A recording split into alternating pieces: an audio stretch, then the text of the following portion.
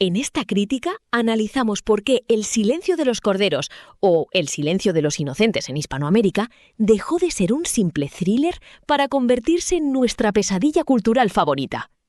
¿Sabías que esta fue la primera y única película habitualmente clasificada como terror que ha ganado los 5 Oscar principales, un hito que ni siquiera Alfred Hitchcock logró alcanzar? Lo más llamativo es que la Academia tardó décadas en tomarse en serio el terror, y muchos estudios ni siquiera sabían cómo vender la película en 1991. Algunos la promocionaban como thriller psicológico, para evitar la etiqueta cine de terror, como si Aníbal Lecter fuese simplemente un psiquiatra con una dieta creativa. Estrenada en un frío febrero de 1991, pocos esperaban que esta producción de Jonathan Demme terminara convirtiéndose en un fenómeno cultural y de premios. Adaptaba la segunda novela sobre Aníbal Lecter de Thomas Harris, un personaje que ya había asomado en Manhunter, 1986, la versión de Red Dragon dirigida por Michael Mann y protagonizada por Brian Cox.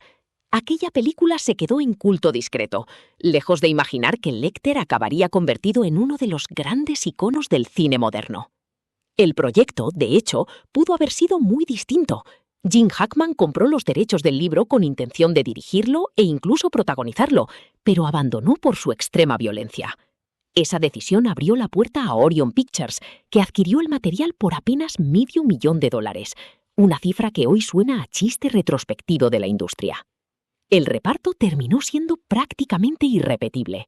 Jodie Foster, que se impuso a candidatas como Michelle Pfeiffer, y un Anthony Hopkins que en apenas 16 minutos construyó una de las presencias más inquietantes del cine contemporáneo. Su Lecter nace de una interpretación contenida y casi quirúrgica, cortesía extrema, calma absoluta y una voz inspirada en HAL 9000, el ordenador de 2001, una odisea del espacio. Incluso su característico siseo fue una aportación improvisada del propio actor. El resultado fue un éxito rotundo, tanto artístico como comercial, con $272 millones de recaudación mundial, una cifra descomunal para una película con calificación R en su época.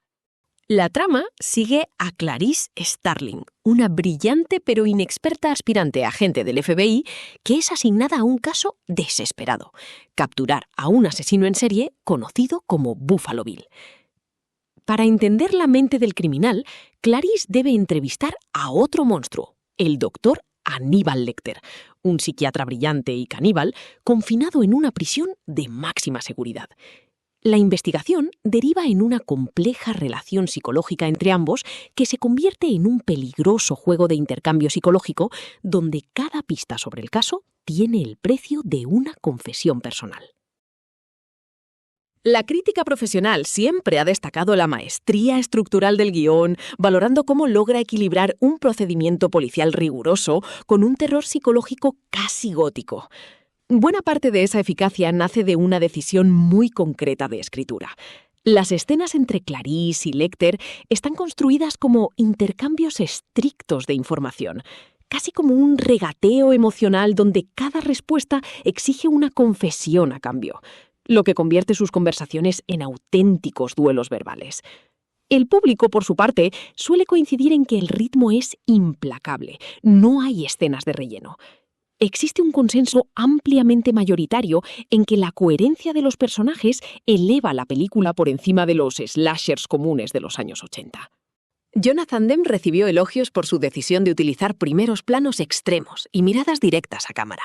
No era solo un recurso estilístico. Demme quería que el espectador viviera la historia desde la experiencia de Clarice Starling. Por eso, durante buena parte de la película, los hombres observan directamente al objetivo cuando hablan con ella, creando la incómoda sensación de estar siendo evaluada, cuestionada o subestimada constantemente. En una época donde la mayoría de thrillers criminales seguían el punto de vista masculino, El silencio de los corderos convirtió la mirada de una joven agente del FBI en el auténtico centro emocional de la historia, algo que después influiría claramente en muchas protagonistas del thriller televisivo y policial de los años 90. Esa misma decisión visual tenía además un efecto colateral bastante curioso. Obligaba a los actores a sostener la mirada directamente hacia la cámara, algo poco habitual en el cine comercial de la época. Hopkins y Foster comentaron en entrevistas que esa frontalidad generaba una tensión real en el rodaje, como si cada escena fuera un interrogatorio silencioso, más que una simple conversación. La crítica subraya que esto logra una intimidad incómoda, al obligar al espectador a ponerse en la piel de Clarice. El público suele describir la dirección como asfixiante, en el mejor sentido posible, apreciando que el director no abuse del gore visual, sino que apueste por la tensión atmosférica.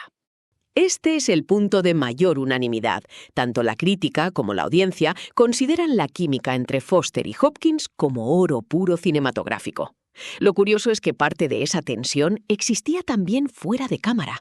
Hopkins confesó sentirse intimidado por Jodie Foster después de que ella ganara el Oscar por Acusados, mientras que Foster reconoció en varias entrevistas que la intensidad de Hopkins, y especialmente la forma ya relatada de mirarla durante las escenas, resultaba genuinamente desconcertante, incluso entre tomas.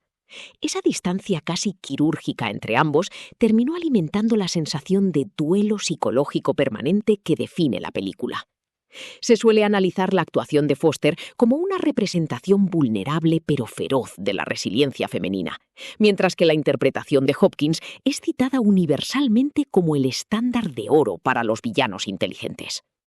La fotografía de Tak Fujimoto, con su paleta de colores apagados y sombríos, es valorada por los expertos como fundamental para el realismo sucio de la cinta.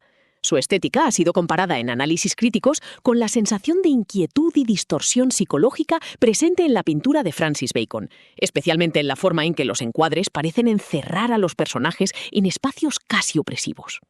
La banda sonora de Howard Shore es percibida por el público no como una melodía pegadiza, sino como un zumbido constante de inquietud que nunca permite la relajación. Shore todavía no era el compositor mundialmente famoso de El Señor de los Anillos, y precisamente esta película ayudó a consolidar su reputación en Hollywood como especialista en atmósferas psicológicas opresivas. El debate no gira en torno a si la película es buena, sino a si es un thriller policial o una película de terror. En el ámbito académico, la obra ha sido interpretada recurrentemente como un estudio de personajes, atravesado por dinámicas de poder, mirada y estructuras de género, mientras que el gran público la ha entronizado como una de las obras más influyentes del suspense moderno. Fue un éxito rotundo, tanto en la crítica como en la taquilla, logrando el histórico Big Five en los Oscar: mejor película, director, actor, actriz y guión adaptado. Antes de ella, solo Sucedió una noche y Alguien voló sobre el nido del cuco habían conseguido lo que se considera la combinación perfecta de estatuillas. Este reconocimiento marcó un antes y un después, contribuyendo a que el cine de terror psicológico fuese tomado más en serio por la Academia. Con el paso de las décadas, su prestigio no ha hecho más que aumentar. Ha pasado de ser un éxito de temporada a un pilar del cine contemporáneo, generando una comunidad de culto y múltiples secuelas que, según el consenso general, nunca han logrado replicar la alquimia de la original. Su impacto cultural es incalculable. Influyó notablemente en thrillers posteriores y popularizó el arquetipo del villano extremadamente inteligente. De hecho, tras el éxito de Aníbal Lecter, numerosas series y thrillers de los años 90 comenzaron a replicar la figura del asesino refinado y cerebral, hasta el punto de que muchos críticos consideran que buena parte del cine y la televisión criminal moderna, desde Seven hasta Mindhunter, todavía vive de una forma u otra bajo la larguísima sombra de Lecter. Hoy, la conclusión mayoritaria es que la película ha envejecido con una elegancia aterradora. Sigue siendo el espejo donde se miran todos los thrillers psicológicos posteriores, manteniendo su lugar como una obra maestra que, lejos de perder fuerza, sigue resultando tan inquietante y necesaria como el primer día. Y quizá por eso su legado no se resume en una imagen o en un villano, sino en una frase: ese quid pro quo, que convierte cada conversación en un intercambio incómodo de poder, confesiones y verdad a medias, como si el cine entero hubiera aprendido desde entonces a negociar también con la mirada.